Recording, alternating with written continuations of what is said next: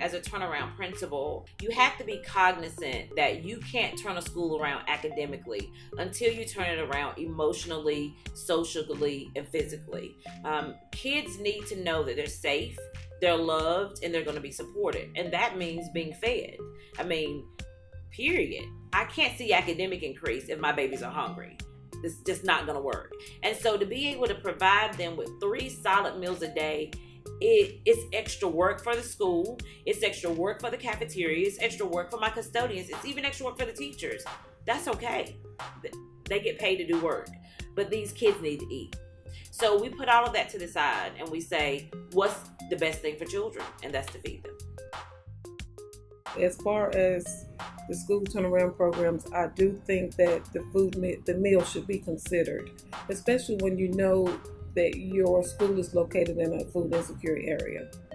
And then working together as partners, whether we're administrators inside the school or we're school nutrition, we should be able to come together and make that happen.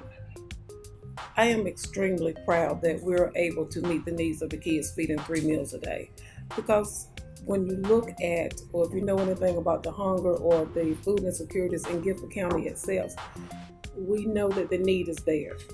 And it has not been a hard transition.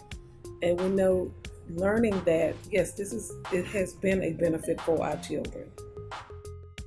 We'll see the impact in terms of what those scores look like down the line, good, bad, or indifferent, But I think just from a culture standpoint, or from a perspective about, are we addressing all the needs of our kids? I think we've gone a long way to show it's not just lip service.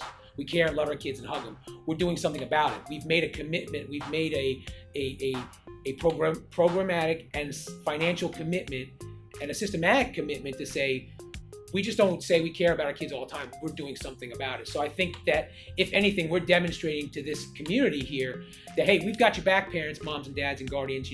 We're reaching out in a way that other schools aren't right now.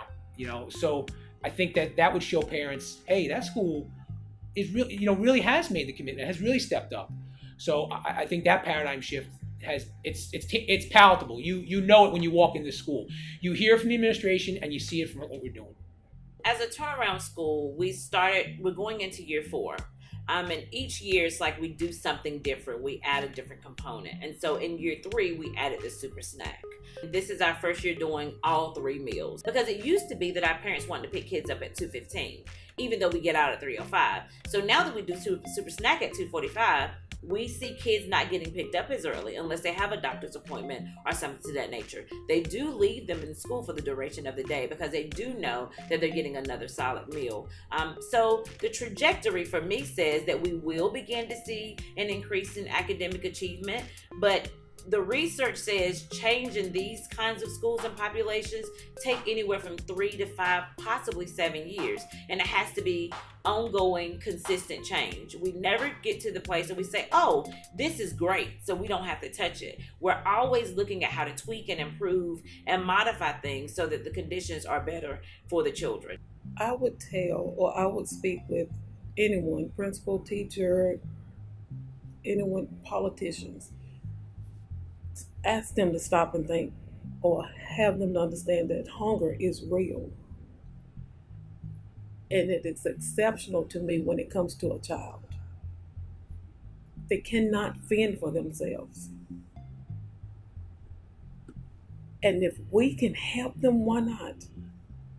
The USDA is there to help us. The federal program is there.